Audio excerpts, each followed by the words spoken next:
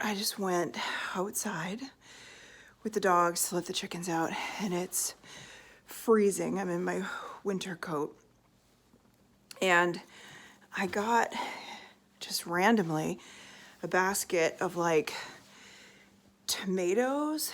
Don't look at my dirty dishes. Tomatoes. Bad lighting, you gotta look at my dirty dishes. Eggplant, peppers, bunch of dried beans.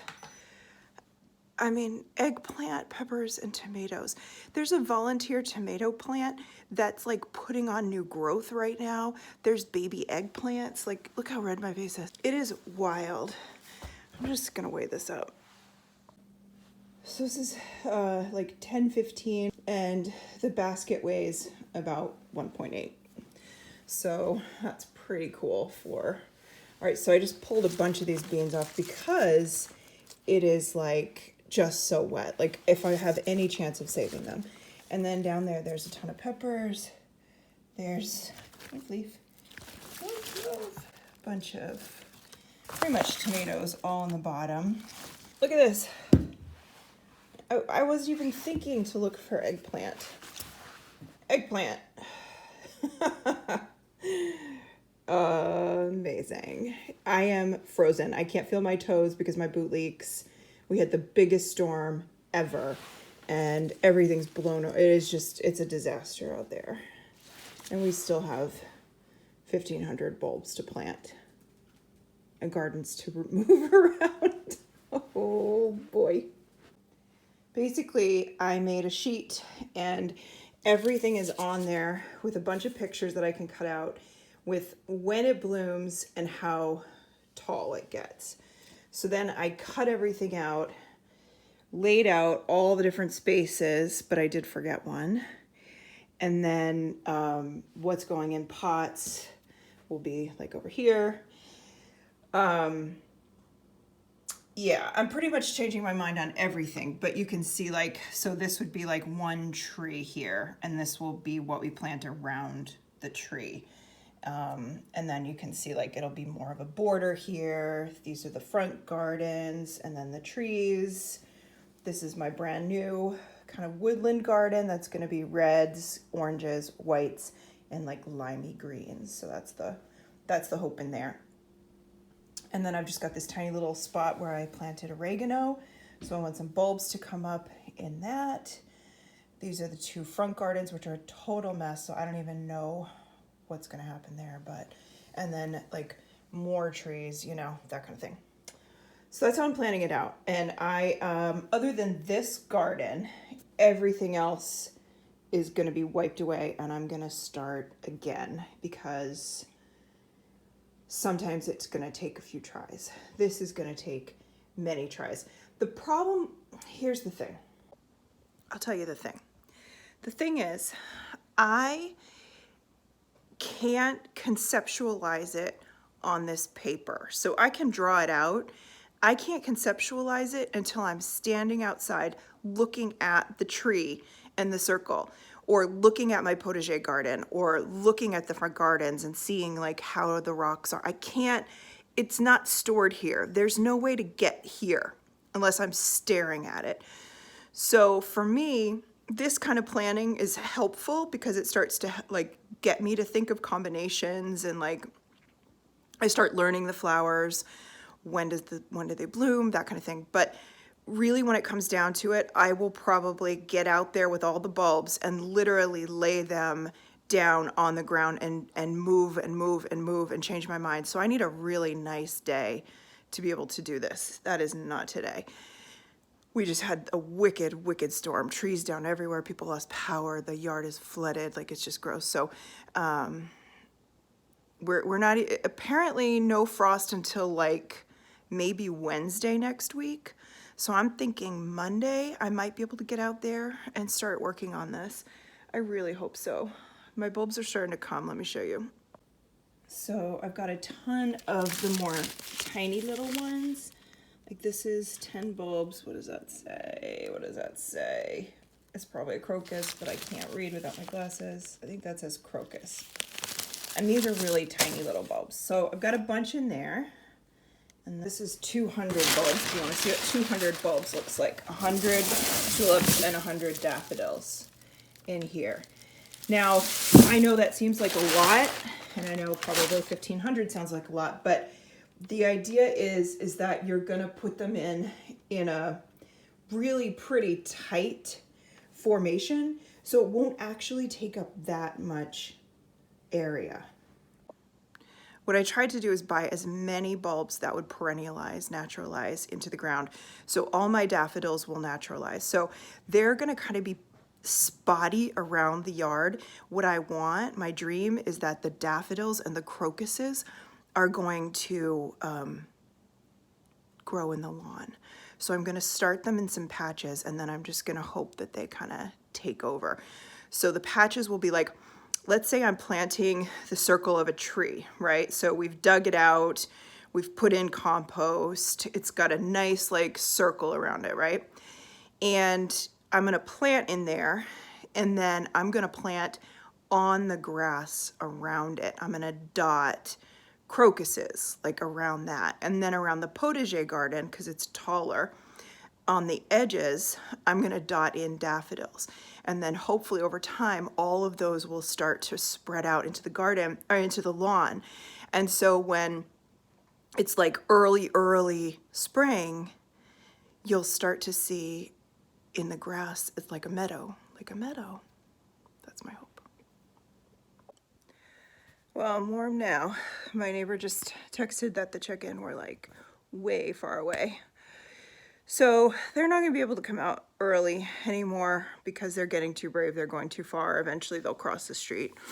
We have a huge yard, a massive yard, but they prefer the neighbor's yard.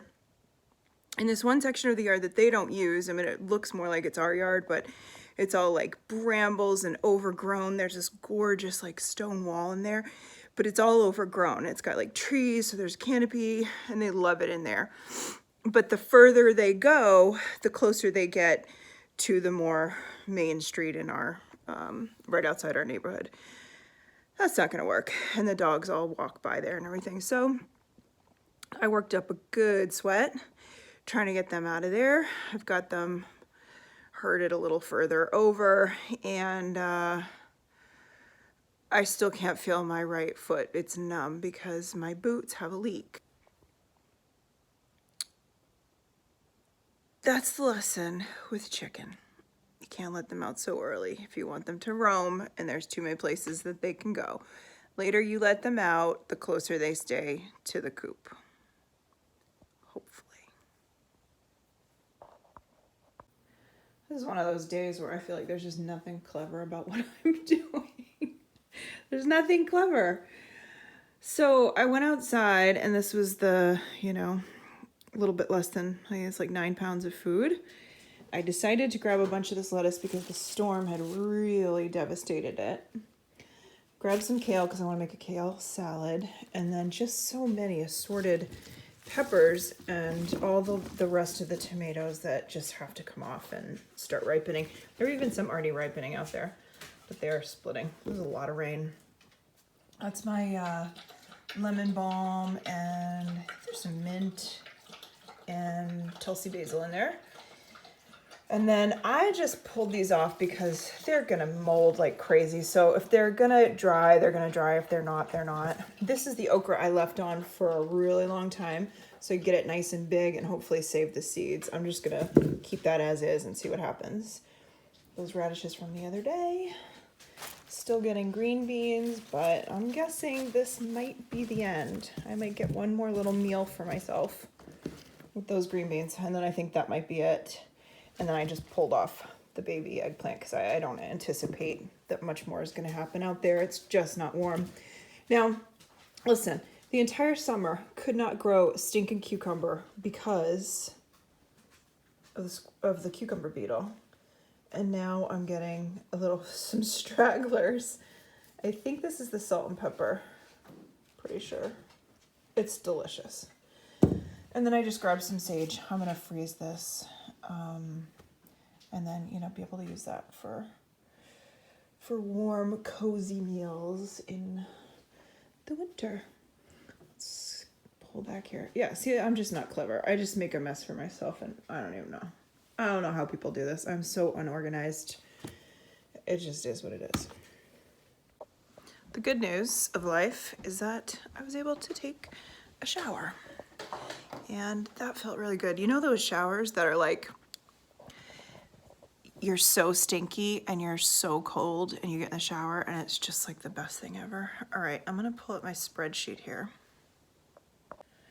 Now, Dave makes fun of me every time I call this my spreadsheet, so apparently it's not a spreadsheet, but I've never made a spreadsheet, and this is the closest thing to a spreadsheet I've ever made. So here's what I did. I put, so you can see, this is what it is, the Orca Double. I have 75 of them. They come up in early spring, 10 to 12 inches high. And then the salmon. So, probably could have moved this to the pinky category, these two, but whatever.